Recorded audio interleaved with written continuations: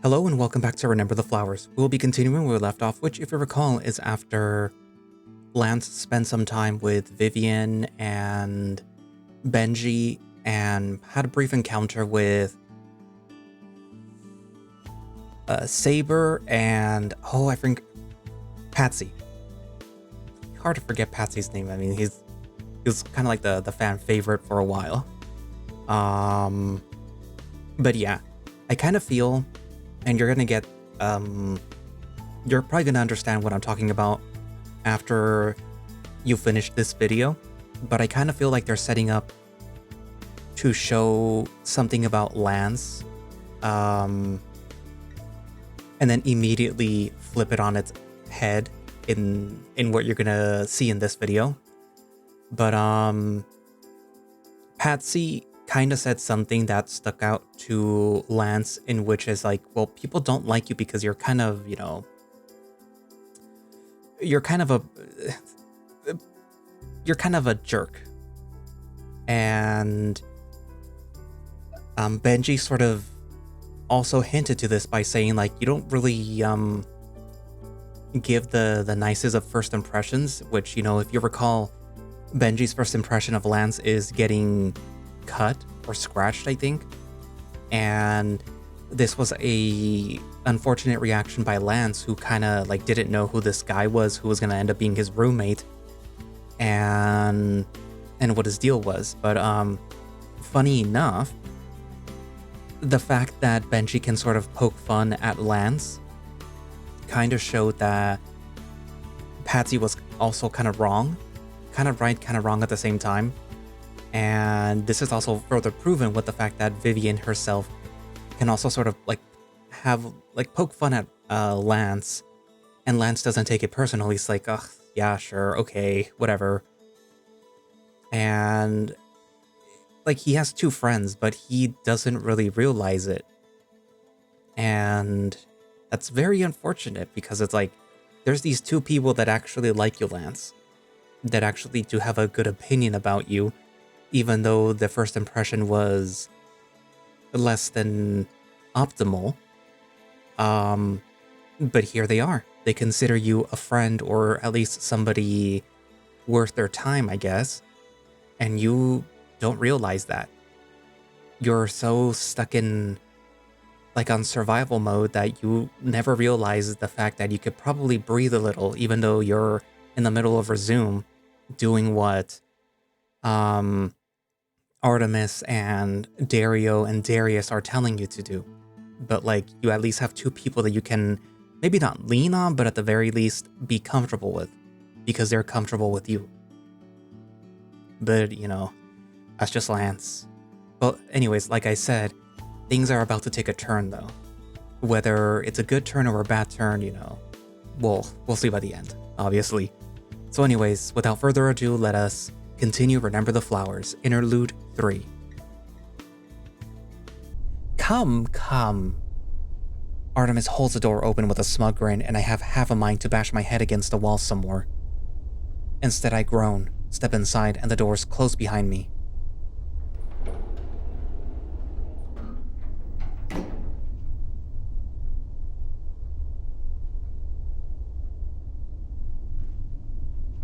I'm used to going up from here, but the elevator is going down this time. I've never been past Vivian's floor. You seem to be enjoying your time with her. I look over at Artemis. And what's to you? Just making an observation. Tell me what you want already. Of course. I've been given permission to take you on a tour of some of our labs. Now, doesn't that sound fun? I rub the raised flesh on my forehead with a groan. Do I have to? I've been running around all day. I'm exhausted. I'm sorry you have it so hard, Mr. Krager. But yes, you do. Your mission, once it truly begins, will be one fraught with many dangers and perils. The resistance won't be so easily bagged and tagged, you see. My target is Cyrus, not... Artemis waves a paw at me. But luckily for you, Resume has at its disposal a very powerful means of assistance. It's important that you know the tools on this proverbial tool belt that we're providing. And to that end, it's important that you know what we do down here. I think that I already have a pretty good idea. That's adorable, but I am confident that you don't. I roll my eyes, and Artemis chuckles to himself.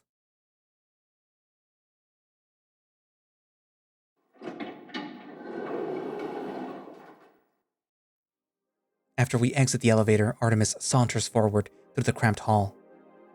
I have to press against the wall to make room for scientists passing by. All top-secret research is conducted at this level and below.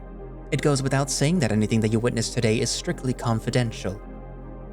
Let me guess. Cannibalism, torture. Funny. Tell me, Lance, have you ever felt inadequate?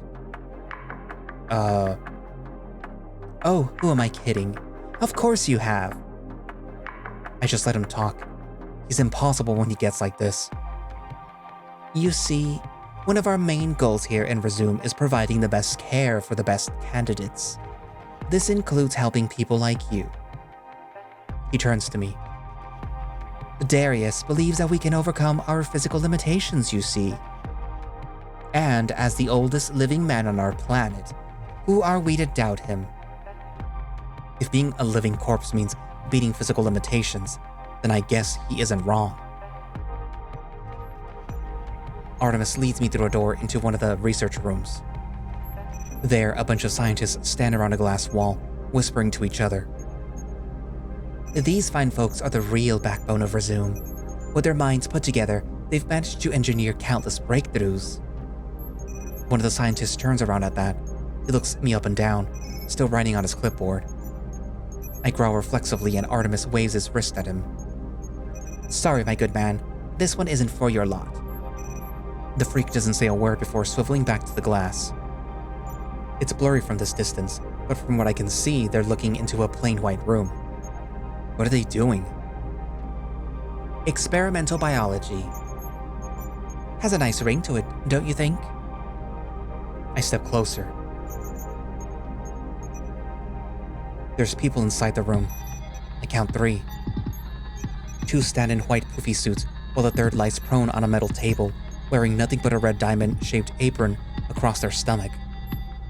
I squint at the nearly nude figure. It's a male panther. His eyes are open, and all 4 of his limbs are buckled down by dozens of straps. He looks tired. One of the poofy-suited figures turns with the syringe held in one hand and hovers it over the panther's apron. That's not an apron, I think belatedly, as the hand moves into the man's stomach. I take a firm step back. You know, the whole cannibal torture thing, I didn't actually think. Artemis sucks through his teeth. Now, don't be closed-minded. Torture requires pain, and I can assure you that the subject in question feels nothing. Artemis licks his lips, which almost gets me to punch them right off of his smug face.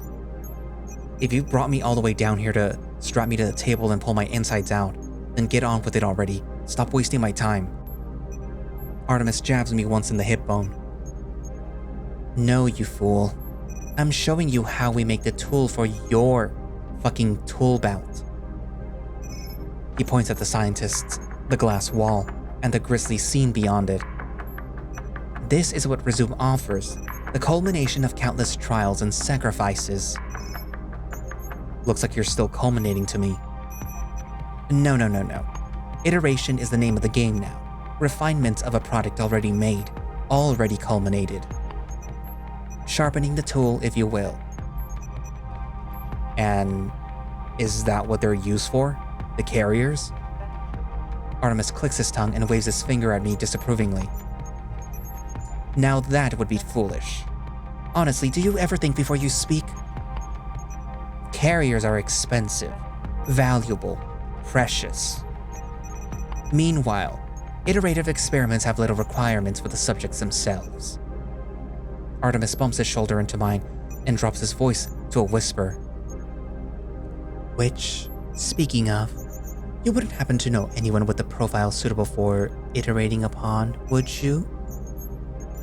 The hell kind of profile makes anyone suitable for that? Oh, you know the type. No family, no friends, no conscience. Sound familiar? I grunt and a smile brightens. Tests that don't require willing participants instead require greater precautionary measures, you see. Because Resume has appearances to maintain, and ethical codes to uphold, of course. That one in there, well, I personally vetted that man's criminal record myself, and I dare say the things that he's done make someone like you look like a saint. The world won't miss him, believe me. As shitty as it sounds, I get it. If I disappeared, the world wouldn't be crying over me either. But this is just... I don't even know. Sure, but I kind of already got a job that I'm supposed to be doing. All I'm asking from you is that the next time that you're out doing your job, whether that be in a mall with a friend, or in a bedroom indulging the fantasies of one of our subjects, you keep an eye out for any candidates showing potential. Someone who would be better off as an aid to scientific progress.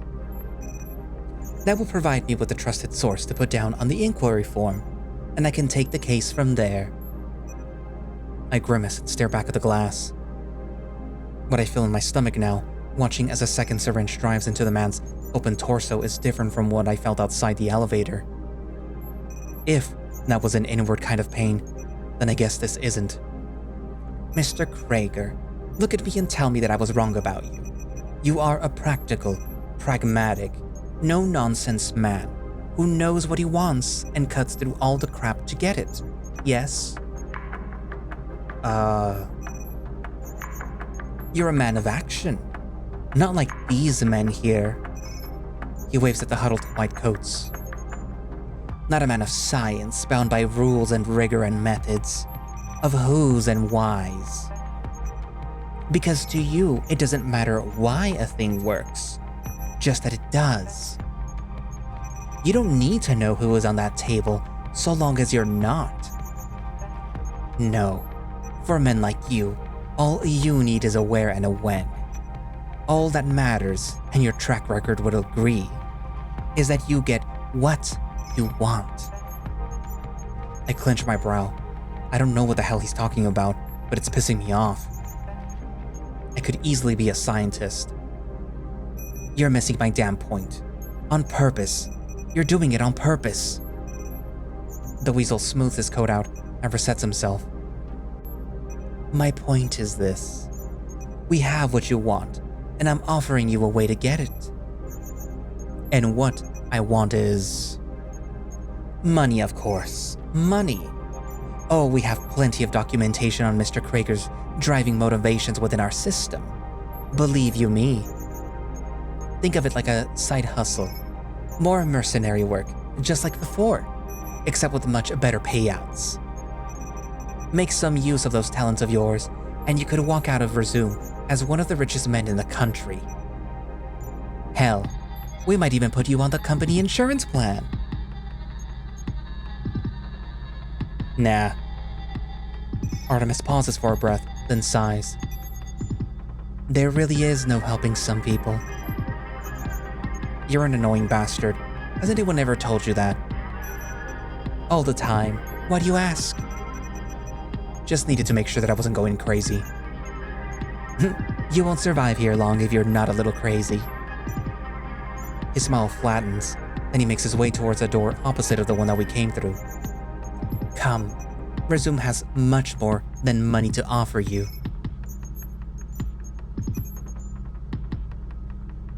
I follow Artemis into a new room mirroring the one that we just left, only without the whispering scientists or the sacrifice.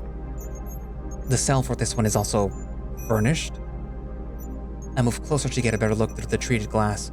Instead of the metal tables, there is a proper bed, a couch, half a kitchenette, and even a toilet. On the bed, in what looks like a sleeping position, The lump of a person is just visible underneath the sheets. As I was saying, he snaps his fingers. How do you feel about biological augmentation? What? Biological augmentation. I don't. The tool belt, Mr. Krager. Is that guy in there dead? No. This is a willing soldier who is in the process of biological augmentation. Though the accommodations for the patients undergoing this treatment may seem modest, they are just as comfortable, if not more so, than what you have currently. Your own room, fancy that. No more plucky bunk beds over your head. Just you and yourself, all alone. Wouldn't that be grand? I take a step back. Artemis is trying for as genuine a smile as I can think that man can possibly muster. It's the kind that you see behind sketchy stalls in a black market, right before you're sold off a knockoff Axiom that moonlights as a lithium explosive. I like my plucky roommate. Nonsense. What you like, Lance, what every man likes. Artemis swings his arm around my shoulder. Is power. That's what biological augmentation has to offer. Power without limitation.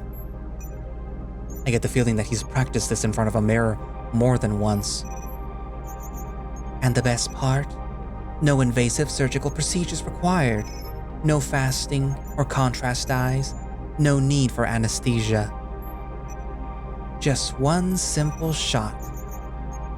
He jabs a pointy finger into my bicep, followed by an inconsequential 2 to 3 week incubation period. And, should the serum take, all the latent power nature holds captive over us will spool out, and you will become so much more than you are now. That is a pretty useful tool that you're being offered, if I do say so myself. Artemis is so close now that his face nearly bumps into mine. He waits eagerly for my reply, and I keep him waiting. Finally, after a long and uncomfortable silence, his arm falls off my shoulder and he steps back. I can hear it when you grind your teeth, you know. It's disgusting. Whatever. If this shot's so damn fantastic, why haven't you taken it yet?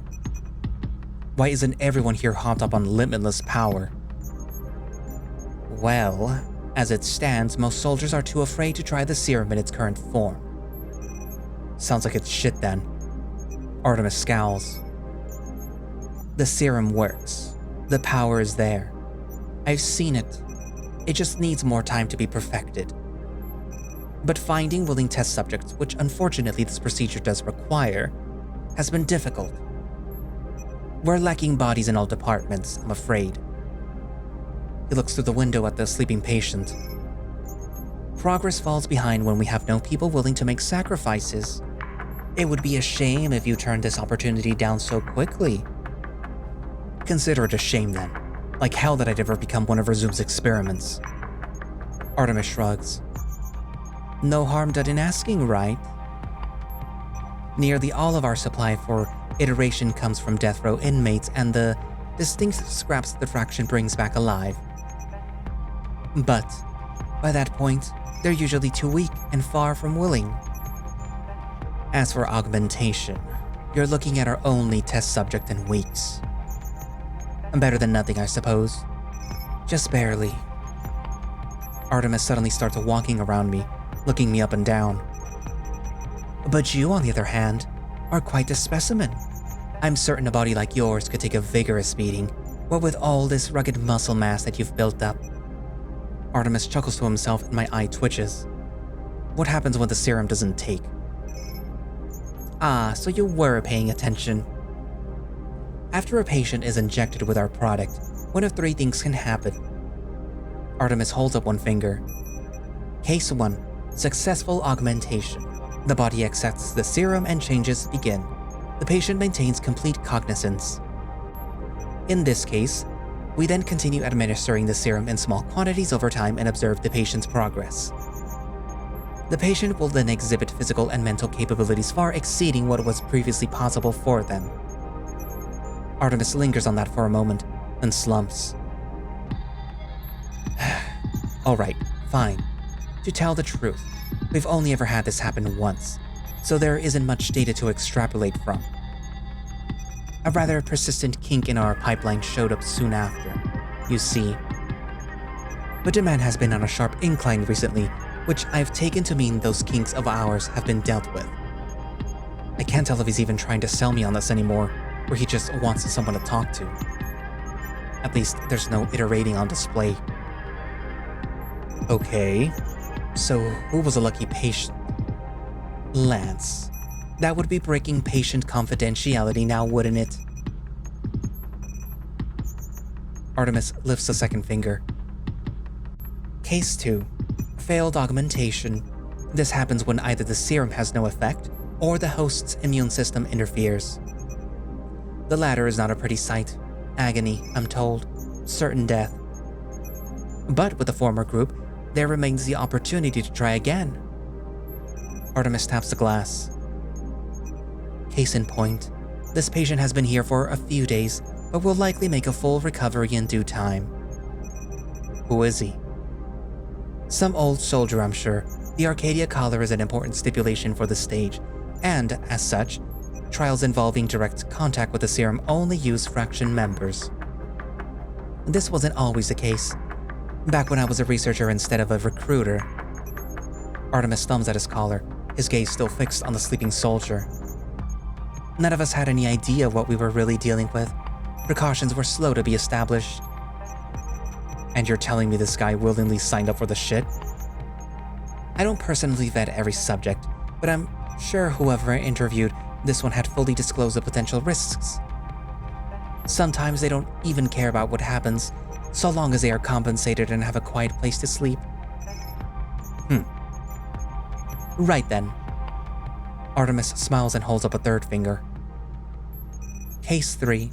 The worst possible outcome, in which the body accepts the serum but no longer stabilizes its form.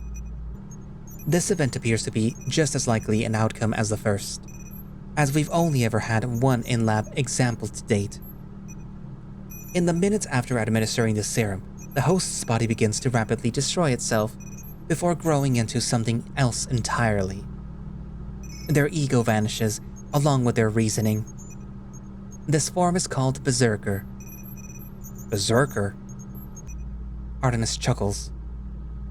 I was pushing for the name Nightmare at the time, but the committee felt differently about it, so Berserker will have to do. For now. I wasn't in the facility when it happened, but the footage was quite the show. We could never hope to control something so beautifully dangerous. Honestly, I can't count how many men we lost trying to kill that thing. He chuckles against his own palm, and I scowl.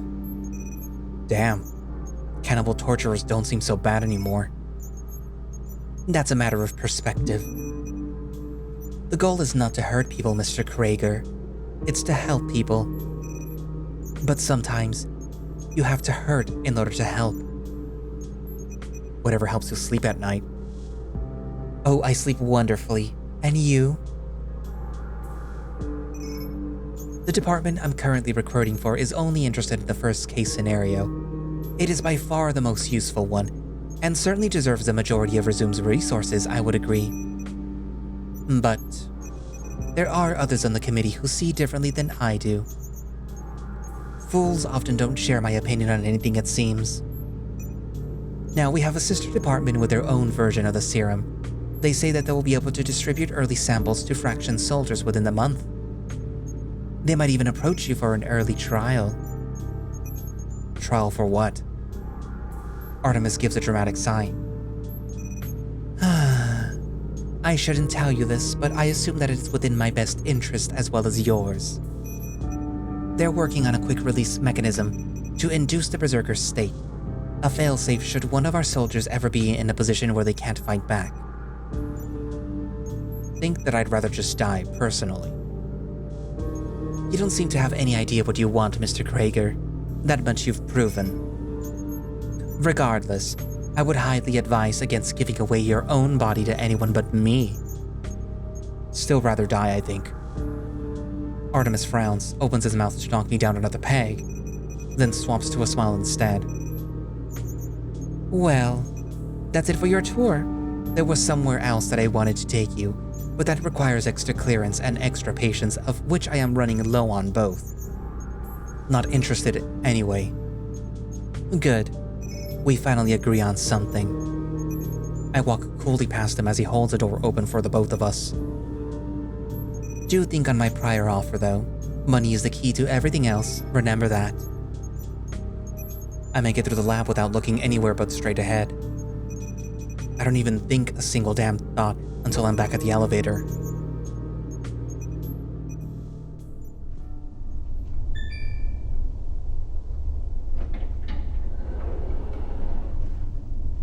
Only when it dings do I realize that I've been holding my breath in. I let it out with a sigh. That guy must really think that I'm an idiot. There's no fucking way that I'd ever agree to either one of those offers, not for money or anything else. I press a few buttons that look right enough, then drag myself back a step.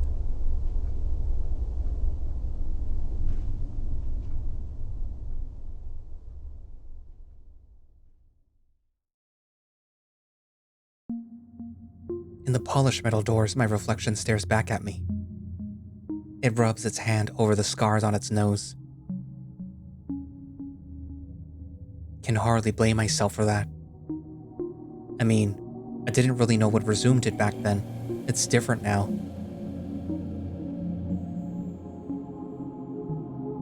Benji was right. I look like a liar. What I knew was that no one risks their life to escape from a good time. What I knew were the stories from the people who had escaped. But the feeling now, after what I just witnessed... Damn it. I straighten up, meeting myself with a bit more conviction. Hearing about it and actually seeing it are two completely different things. Yeah, I guess it's pretty fucked up either way. And so what? I've always been capable of doing stuff that most people can't. Dark stuff. But that look Artemis had, licking his lips at a guy being cut open. I'm not like that. The dark stuff that I've done, I've always had a reason for it. Artemis is wrong about me. Is he? Making a fat load of cash has been my goal for nearly half a decade now. Because everyone needs money. Money for food, money for rent, money to not worry about needing any more money for a while. Those are all solved issues at this point though.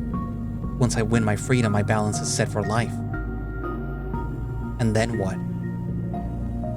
Could always make more money? My reflection blinks back at me, tired and bored. How the hell does anyone figure out what they really want? There's gotta be a method to it. I push the image of that dissected panther out of my head and instead try to picture myself with all the money that I could ever ask for. Just me, swimming through pools filled with cash. And I feel... nothing. Good. Fuck Artemis. That still doesn't tell me what I want, though. Maybe I just need to start small. Aside from getting the hell out of here, what do I really want right now?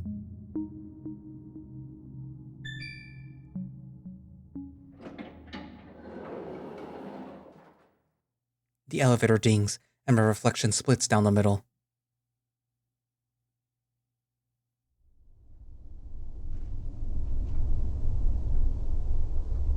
I'm staring down an empty hallway lined with closed doors. I drag my feet over the threshold. The answer couldn't be any more obvious.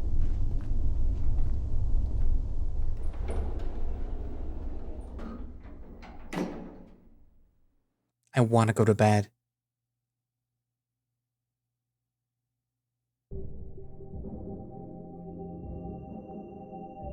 It's 5 a.m.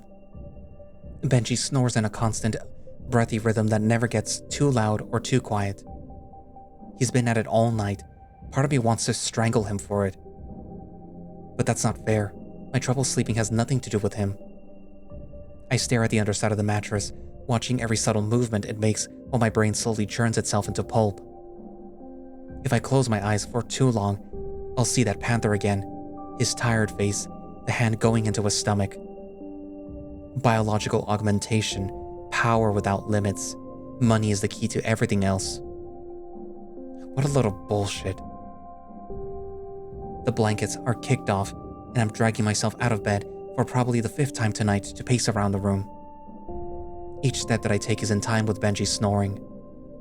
It turns out, what do I really want is a pretty haunting question for those smart enough to ask it.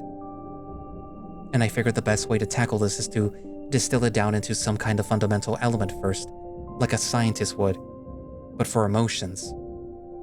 I have to find the want that all others want are built off of, the want seed that sprouts want saplings, which will then grow into big want trees with branches on them. Sex, money, power, freedom, love. What is the common thread between all of these wants? Or even better, why does anyone want anything to begin with? I take 5 steps one way, turn, then 5 steps back. Because having things feels good. Nah, I'm only half right with that. Too much love and you're smothered. Too much money and money doesn't matter anymore. Too much sex and, well... It's the inverse then. It's all about how much you don't have. I mull that over for a few laps. It's not the worst theory. I want money because I didn't have money. Vivian wants a family because she doesn't have one anymore. And Artemis wants, what? To win? Yeah, that makes sense, because he's a loser. And Benji wants...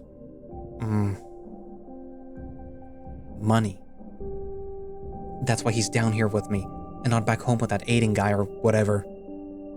I pause for a breath to watch Benji sleep. He looks peaceful enough, with that soft fur on his face all mushed up and an inch of his pink tongue poking out, drooling on his pillow. One of his snores gets stuck in his throat. He clears it, shuffles his hips, then gets right back to snoring again. I don't know how to explain it. The guy just looks like a good guy. There's no way that he would do even half the things that I've done for money, no matter how much debt that he was in. Hell, I bet if Benji knew what Razum was really up to, he'd quit on the spot. Without meaning to, my tail whips hard into the dresser, nearly knocking down a stack of empty beer cans. Shit. I wince and wrangle the thing under control. Benji's money problems might create his money wants, but Benji also wants to help people, and I'm not sure how to invert that. Maybe good people just see what other people don't have and feel like it's their job to fix it? Or at least not make everything worse? Poor saps, trying to mop up an ocean of shit with a toilet rag. I snort at that and get right back to pacing.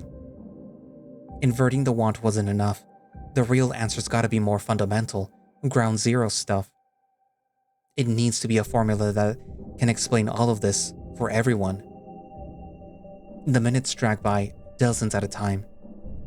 My mouth gets drier and drier, my head pounds harder and harder. Under my belt, my skin itches like it's crawling with tiny insects. But I'm close now, I can feel it. It's right when Benji's alarm goes off that I can finally get my first breakthrough. The real reason why anyone wants anything at all, the bedrock of all the desires, is this. I want to not feel like shit. Psst. Benji. Hey, you up yet? Huh? What? Why do you think people want food? His brow creases as he fumbles for the snooze button on his axiom. Or water. Or flying cars, or nice clothes, or handsome friends. it's because not having those things makes them feel like shit. I'll admit, this probably wasn't the best way to get the point across, me standing on the bunk to loom over Benji's, sweating, panting, eyes crusted and red.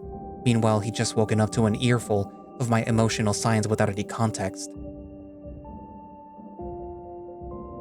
I need my coffee.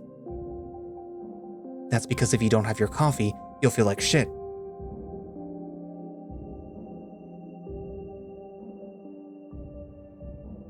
Later that morning, I culminated. While pacing around the room more after Benji left, I took inventory of all the things that made me feel shitty.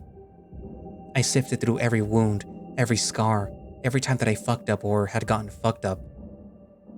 I named every memory that made my stomach curl into knots and my skin prickle, analyzed each piece of guilt that I accrued over the years and the anger that I'd smothered it with, reviewed the bullshit in my dreams and the bullshit that I had to deal with outside of them.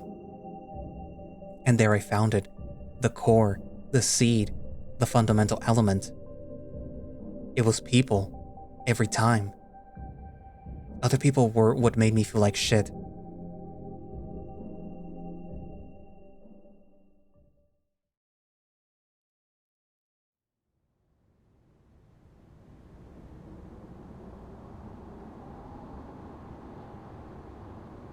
"48 hours without sleep has a way of clearing things.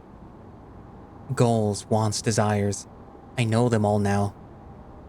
It's 5 a.m. again, and I'm currently on the roof of an abandoned building of some sort near headquarters, staring up at the clouds with the first easy smile that I've had since I've been in this joint. Hell, even my damn tail is wagging. I almost feel free.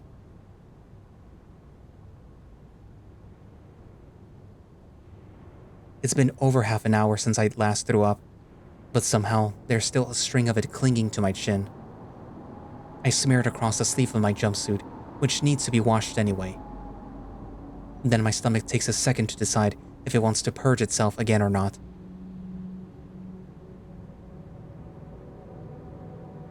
The feeling fades.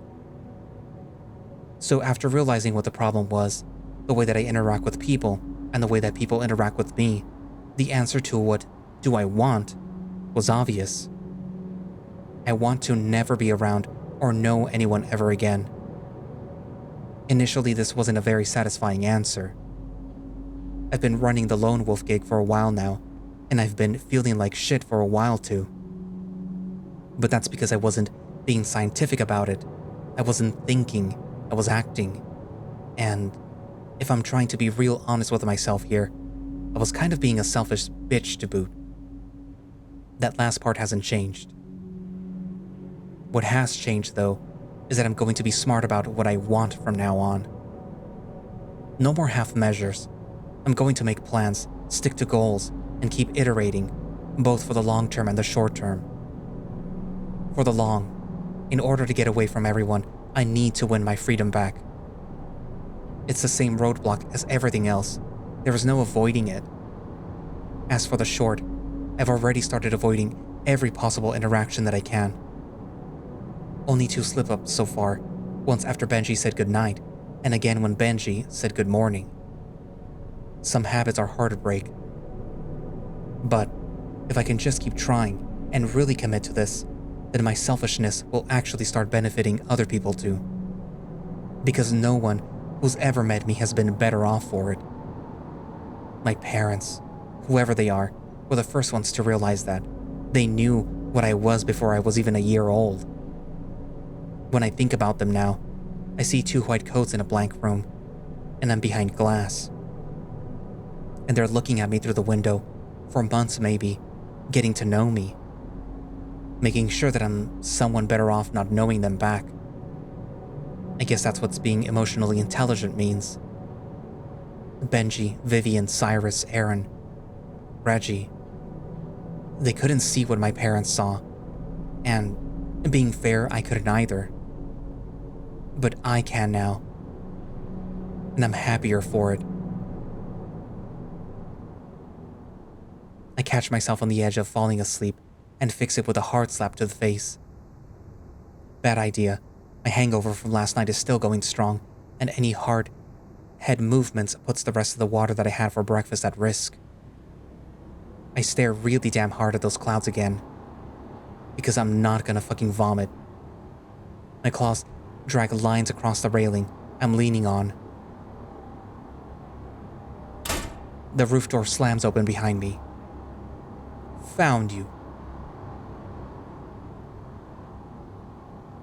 I whirl around too fast. My mouth fills with puke in under a second, but I'm able to swallow it down just as quickly. The hell? How? King smirks and taps his Arcadia collar. Better question is, why are you up here in the first place? My fist curls, claws pressing into my palms, and I stammer out a response that almost sounds apologetic. No one was around. I thought I was abandoned. My ID let me in. I flinch, then snarl as a rhino hobbles towards me, keeping himself between me and the exit. He holds out a plastic bag. Man, you look like shit. Want a beer? I shake my head. King pushes me back a step before I even take one forward. Take the beer. I reach into the bag and pull out a glass of something without a label. The lid looks sealed. Just nod and don't say anything else. Be nothing, commit. King sets the bag on the ground with a clink before pulling out his own.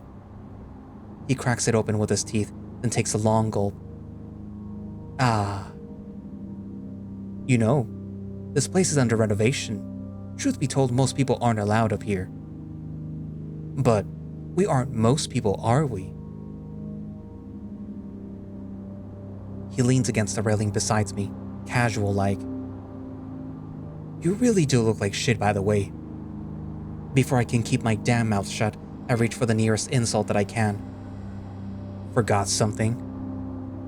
King's eyes widen a notch. Holy shit!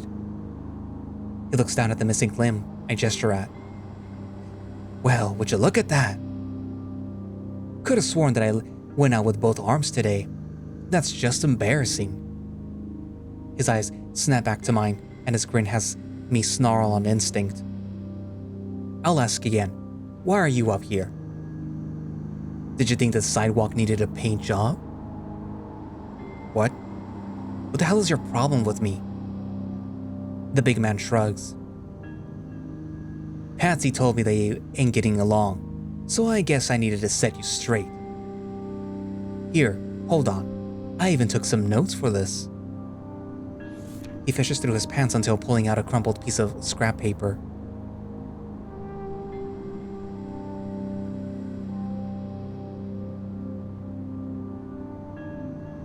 This is just another roadblock, a trial. All I need to do is not respond.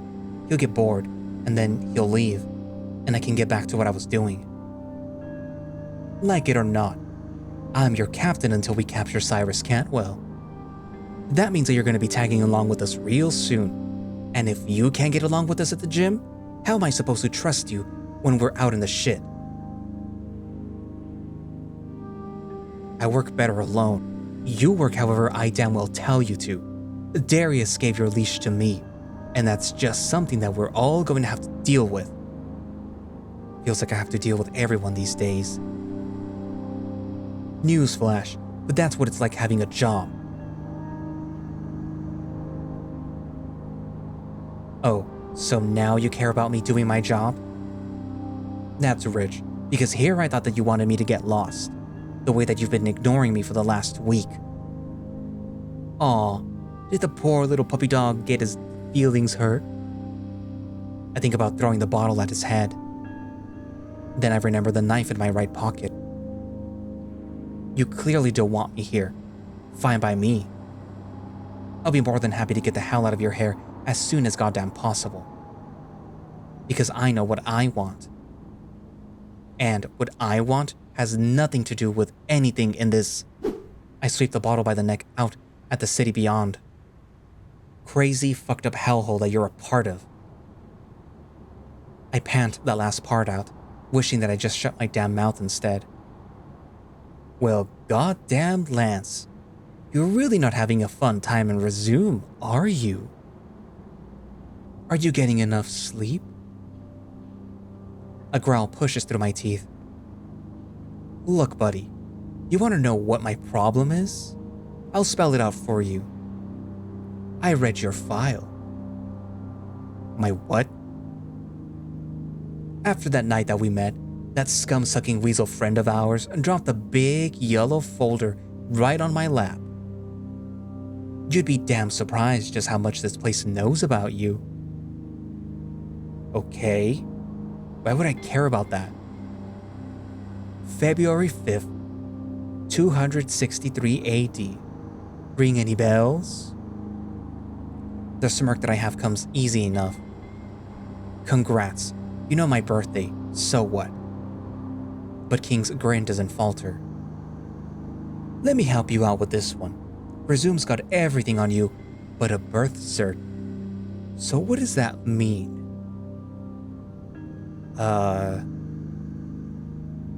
Means that you weren't born in a hospital. The 5th ain't your birthday, kid. It's your surrender date. King gestures at the papers that he's holding.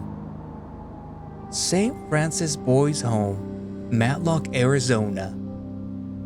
Intake status. Identity partial. First name only. Estimated age, 3 months. That makes you, what? King looks up at the sky for a moment. Scorpio? Anyway, personal effects, 1 blanket and a note card. Lance. No medical records. No return address. Then we got an emotional assessment here. Age 4. Subject displays aggressive tendencies. Selectively mute.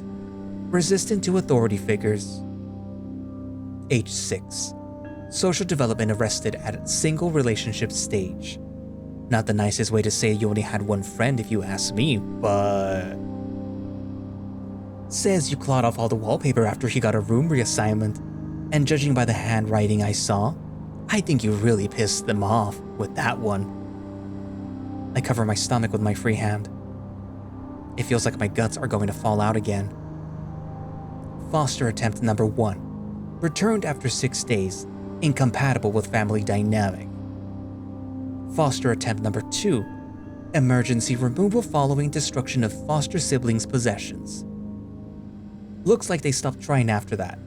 The last bit just says, age 16, absent without leave.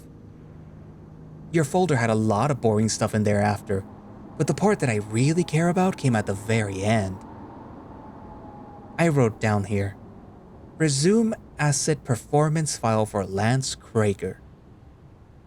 Activation date, June 26, 288 AD. Designation, mercenary. Status rate, 92%.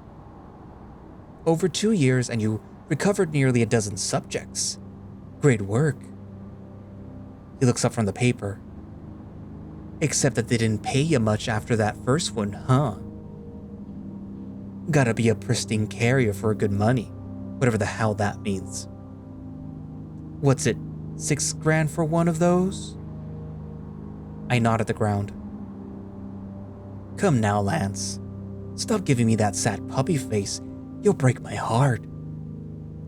The scrap paper is balled up and stuffed into his pocket.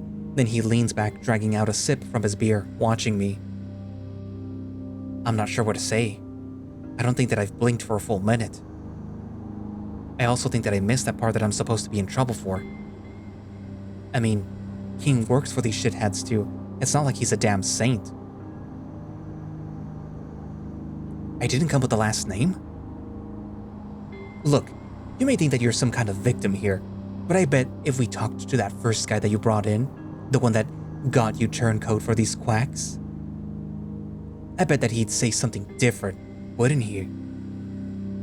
You don't know what the fuck you're talking about. Xavier's soul. They got a lot of good info out of him. Info about you. Turns out, you sold out one of your own. Your own teammate. Now, I might be a monster, but that is some vile shit, man. And you know what the best part is? After selling your own, look where you ended up. King bouts out a laugh, dropping his half-finished bottle of beer to slap his thigh. And I mean, damn, ain't that funny?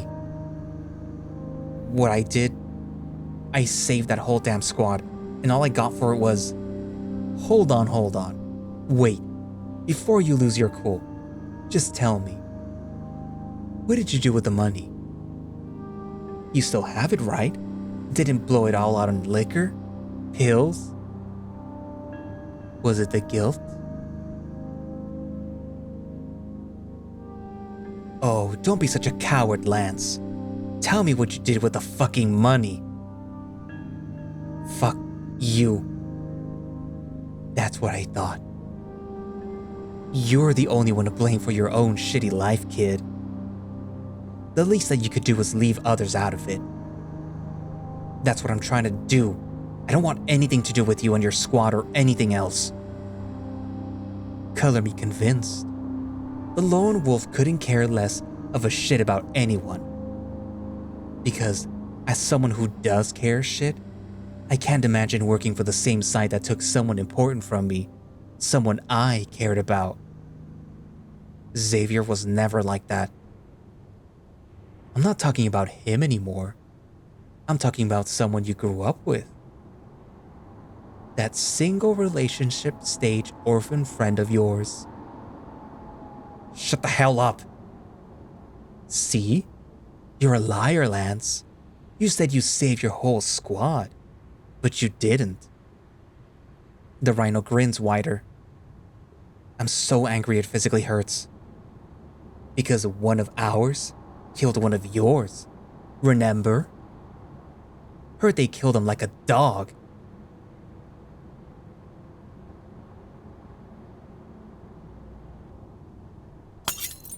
I drop the bottle and whip the knife out into a hammer grip, all in one motion.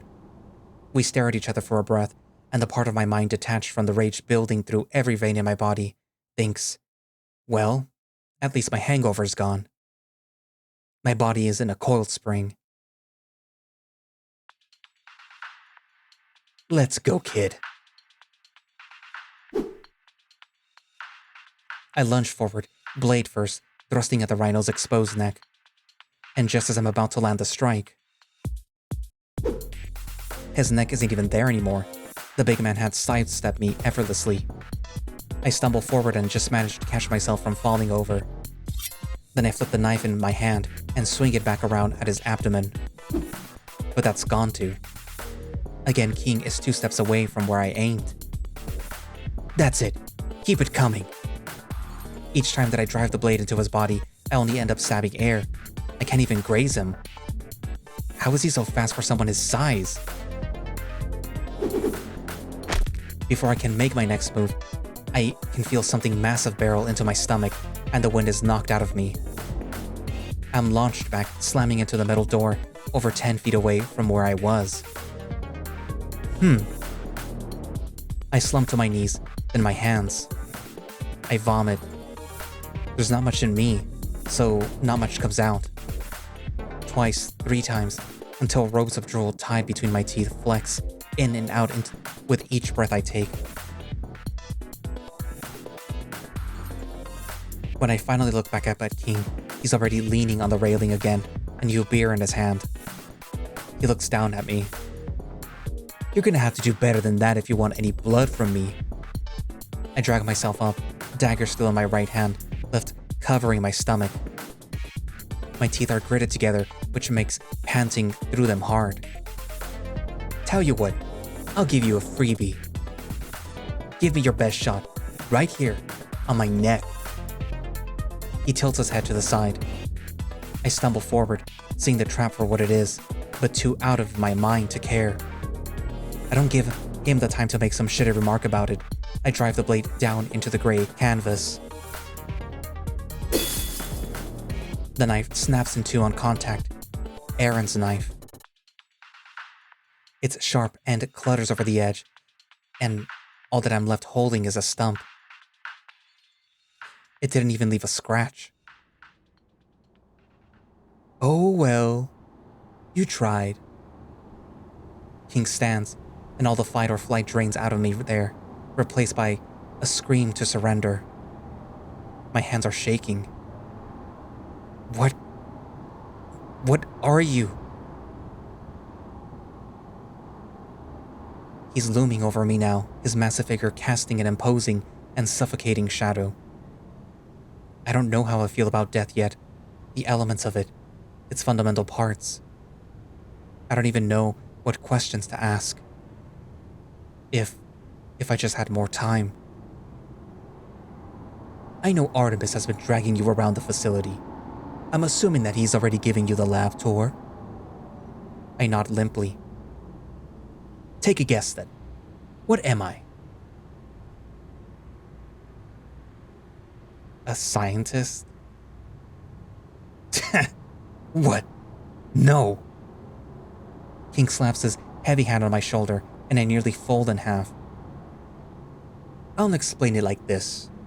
What do you think Darius looks for when recruiting talent? The best of the best? I guess.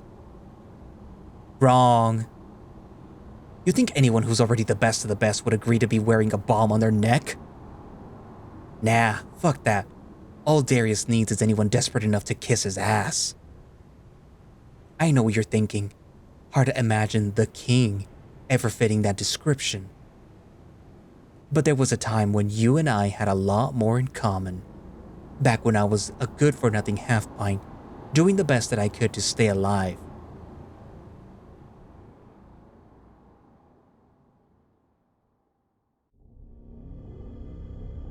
I grew up with a lot of fight in me and shit all else.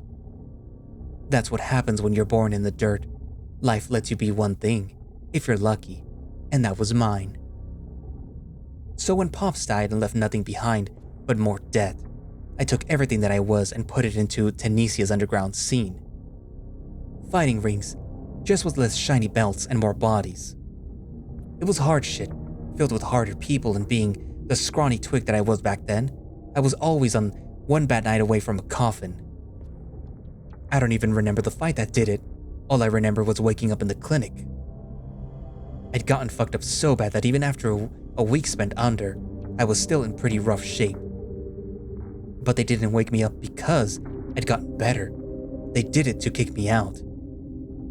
That's what all the fight in me was worth in the end, a week in a hospital bed before the earnings were out. Then Dario came.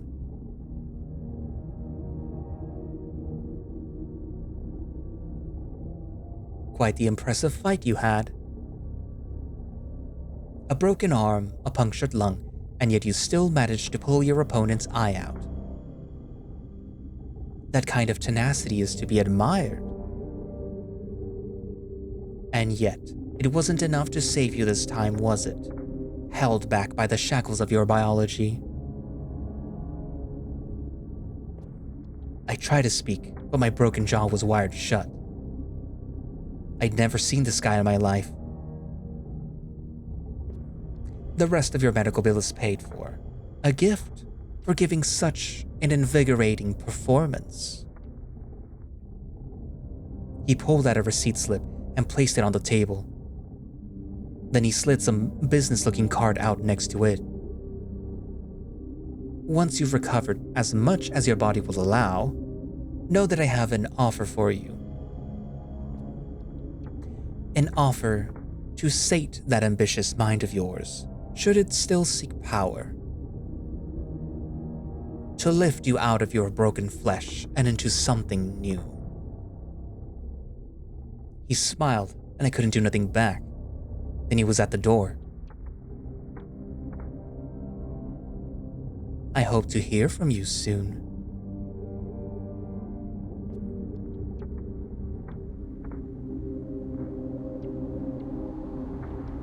You're the one Artemis was talking about.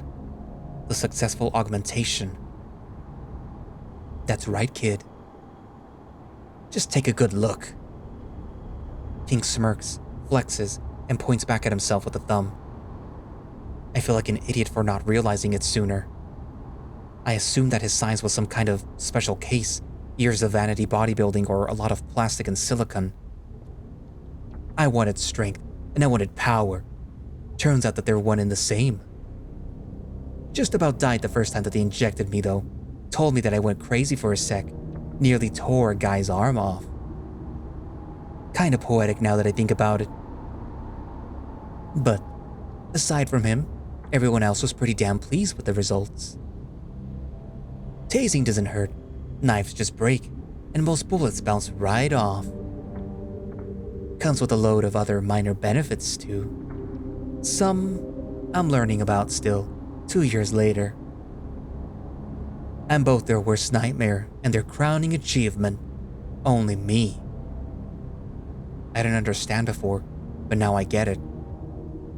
I get what Resume is trying to do, why they're putting so much effort into the serum. They want more of him. They want to make an army of kings. The name's not actually King, by the way. That was just a title that I used underground. Everyone had to have one. But now that I'm on top, I think it fits. Feeling a bit more bold after whatever the hell this powwow was, I venture out a thought. But you're not at the top. The collar. This whole thing? Hell, I could probably rip it off if I wanted to. I place a paw on my Arcadia collar. Can you do that for me? King looks at me, then at the collar. Not without blowing your head off. For me, the collar's just a sign of goodwill that I let them have. I still do whatever I want, whenever I want. I've got too much leverage. I don't know why you'd want goodwill with those freaks. King smiles wide at that. Might be that I'm a freak too. See, the underground that I was from had one rule. Don't go killing folks who don't sign up for it. And since all I wanted when I got out of that lab was to keep fighting, I stuck with the fraction for that reason. Figured anyone who joins a group called the Resistance knows that they'd likely die trying. It's gotten a bit more personal since then. He nods at where his other arm used to be. I'm not sure if the logic really works out like that, but I don't really care to argue anymore. It's hard to care about anything right now. The adrenaline crash and no sleep has my eyes half closed already. The rhino snaps his fingers an inch away from my nose, and I nearly bite my tongue off from flinching. Listen up. There was a damn point to all of this, and I need you to hear it. When I came up here, I didn't know if one of two things was gonna happen. Either you were gonna try and kill me, or I was gonna throw you off this roof. What? You broke apart your family, kid.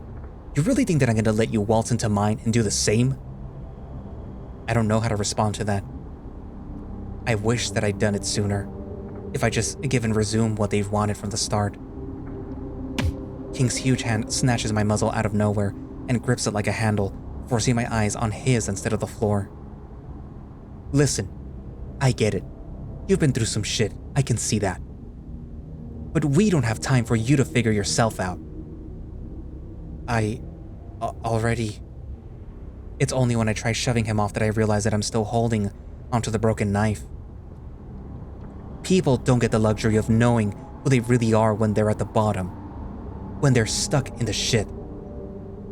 When life isn't giving you enough breathing room to be more than one thing at a time. Sometimes, all you get to be is a core with no skin on it. Your core is different than mine though. A younger me would have thrown hands at the word go, but not you.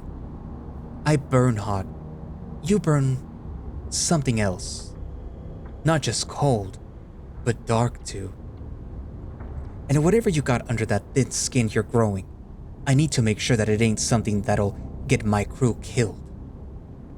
I need to know that you're still capable of giving a shit about anyone but yourself. When King finally lets go, he takes a step back. My head feels heavier when it's not being held.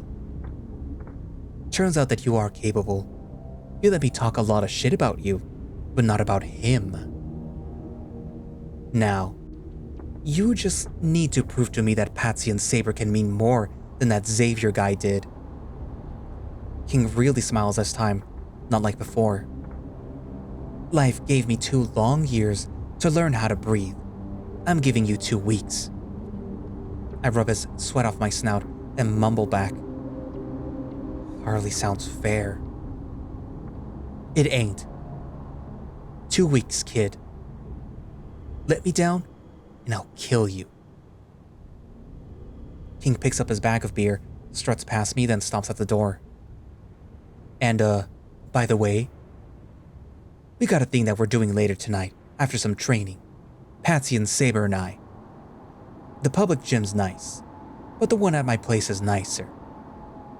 Just putting it out there if you want to tag along. This might be the last thing that I expected of him to end this psycho test of his with. My mouth hangs open on as I try to think of any excuse at all. I already got a date though.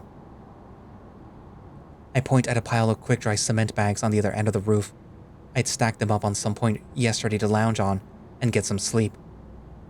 That was a plan anyway. Okay then. He shrugs and closes the door behind him. And then I'm alone.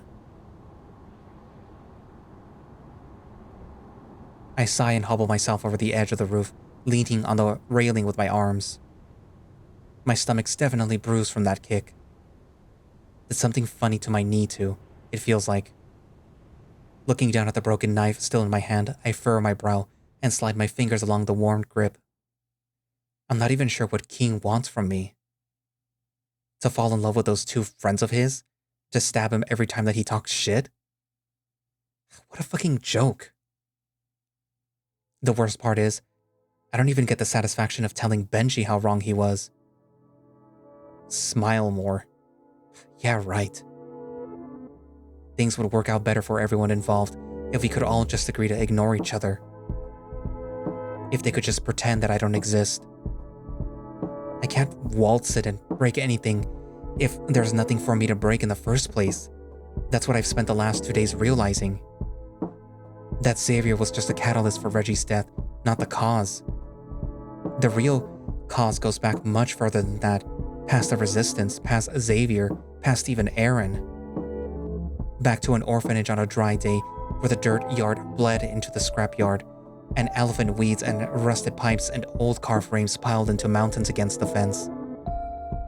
Back to the hollow space carved in between them, back where no one else ever went. To the angry wolf who'd built a hidden kingdom for himself there, convinced no one would find it. Until he did. The boy, gangly and wide-eyed, standing at the mouth of the jagged metal cave, grinning like he'd found $1,000,000. The wolf, bristling, snarling, claws scraping crescents through the rust, yelling back at him to go fuck right off. And how he laughed at that and kicked dirt and said something stupid, something so absolutely stupid that the wolf forgot all about why he was angry in the first place. That was it. That was how Reggie died. A boy who didn't know when to quit, and a wolf who didn't try hard enough to make him.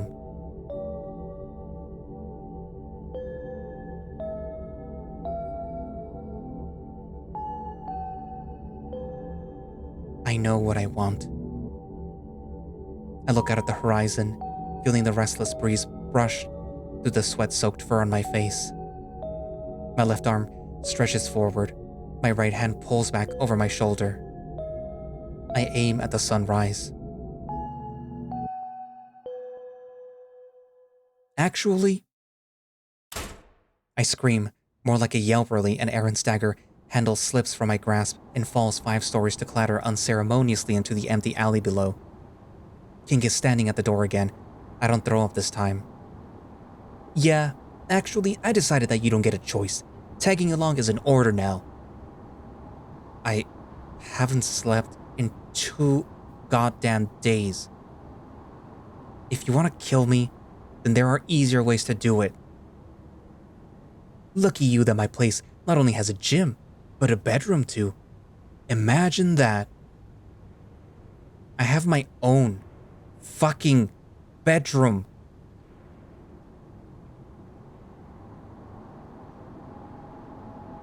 The look King throws back at me reassures me that even this isn't up for debate. And while I'm standing there panting and shivering all over, I just about start crying too. Instead, I limp to the door without another word. 48 hours without sleep has a way of making everything feel like shit. To be continued. Oh, Lance. Just when we thought that you couldn't get any worse, you come to this stupid... What? I can't even call it a realization because it's not a realization. You come to this stupid decision that you're better off being alone and everyone is better off forgetting your existence. Ugh.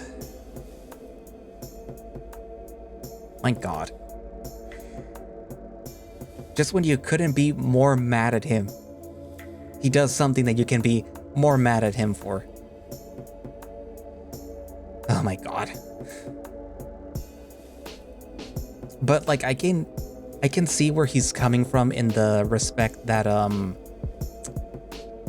that you can see how he got to that. I'm not gonna call it realization, but to that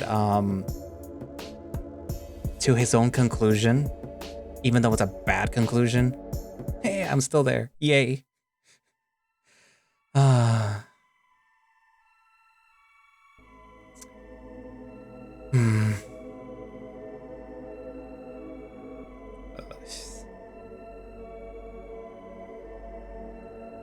This was not like not upsetting, but like it's like, my God, Lance, you just keep getting worse. And I mean, like, it's not really your fault, but it kind of is too.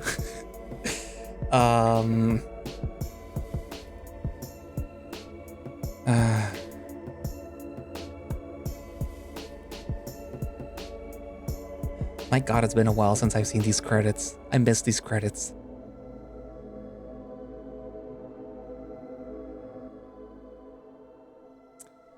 Actually, that reminds me, I should commission Zhangir. I'm gonna commission him.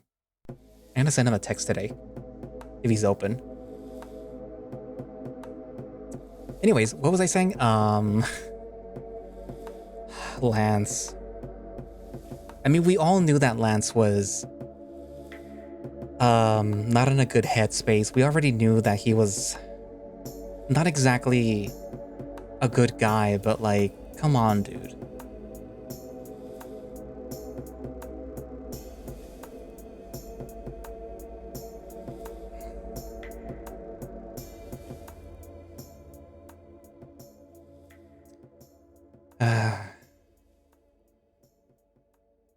He needs therapy. That's the only thing I can say. He needs therapy. And of course, he's not gonna get it. He's gonna get his own brand, well, not his own brand. He's gonna get King's brand of therapy, which is only gonna make things worse, unfortunately. Because they're not gonna address the underlying problem, which is Lance's feelings of the guilt for Reggie's death. Because he already accepted the fact that Xavier wasn't the cause of Reggie's death, and that he's placing the blame on himself for allowing Reggie to get close to him and then thus leading Reggie to his eventual death. Because that's not true. Reggie was his own person who decided to make these decisions, and as bad as it sounds, Reggie's death was solely on whoever it is that killed him, and that's it. And I guess it was kind of clear that Lance was very... I don't want to say that he was in love or anything like that, but that he became emotionally attached to Reggie.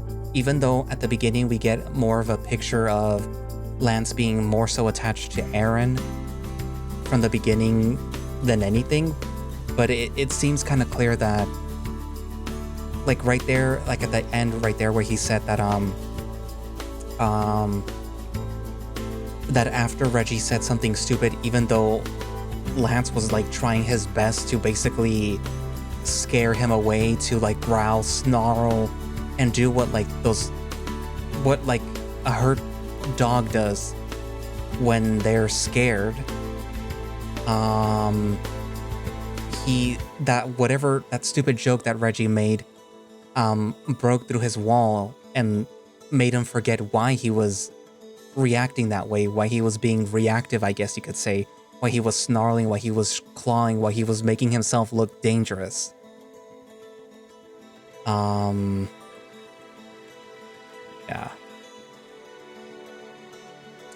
This, in a way, sort of kind of helped to sort of humanize, well, not humanize, to flesh out Lance more, but also kind of give us an insight as to why he is the way he is.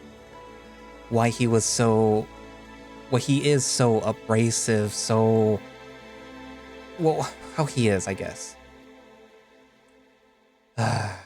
Lance. Anyway, so what are your thoughts? What are your thoughts on Lance now that you saw all this? Are you still angry at him for what he did to Cyrus? Are you now more angry at the way that he's behaving?